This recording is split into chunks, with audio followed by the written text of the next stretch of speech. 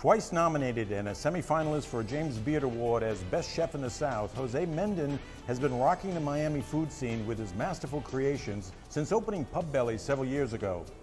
I caught up with the young chef turned entrepreneur to talk about what drives his creativity and what his vision is for the Pubbelly group. Jose, to understand Pubbelly, I need some background information. And you're a young guy, you got 3 Pubbellys in 3 years. I look at the menu. There are extraordinary combinations of things that I haven't seen before. There's got to be a history that brought you to this kind of menu.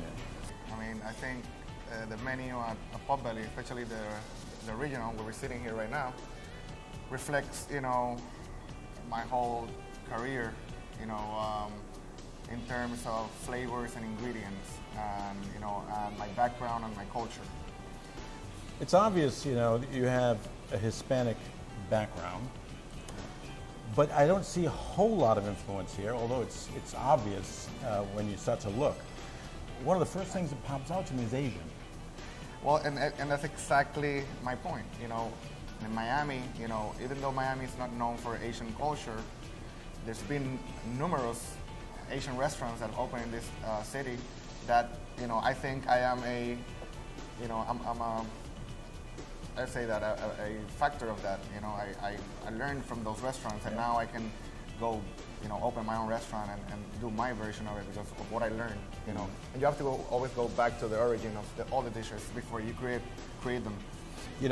I have to share just a couple, just so you understand if you haven't eaten here, and you must try this place. Just picking a couple of things, you have short ribs, which is pretty common these days in Miami, but this is short rib tartare. So the meat is actually raw, and it's got an amazing Asian blend to it. I continue to discuss with Chef the Hispanic and French influences that drive his extraordinary creations, a truly American cuisine. What's American cuisine, modern American cuisine nowadays? So many cultures in this country, especially, every region has their various of cultures that it's known for. What is a gastropub to? I get this question a lot. We can call it gastropub, you can call it neighborhood restaurant, you can call it, whatever, bistro, whatever you want. The word gastropub comes from England. It starts by having a neighborhood restaurant with good food. We talked about how that differs from Pubbelly sushi.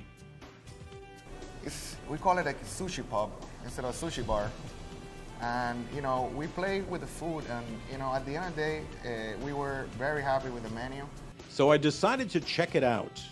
Just a few doors down, and I was quickly surrounded by a sea of happy diners. Once inside, I was struck by the bold, colorful graphics. And of course, I couldn't leave without first hearing from one of those happy diners. What drives you to this restaurant so regularly? The snow crab sushi roll, which we just devoured, so it's all gone. Earlier, Chef told me about his third creation, PB Steak, and what he wants for his customers.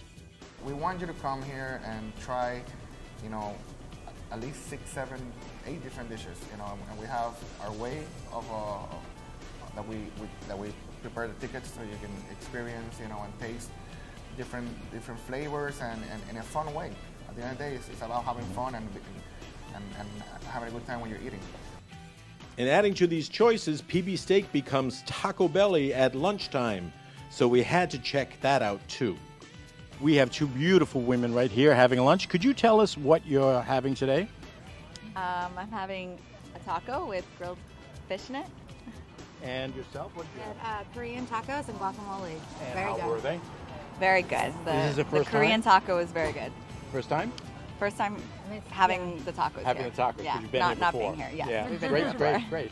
Taco Belly, Monday through Friday at PB Steak. Come on and try it. We ended our day back at Pubbelly, where Chef prepared one of his signature dishes for me, his short ribs tartare. So, what are you eating, Miami?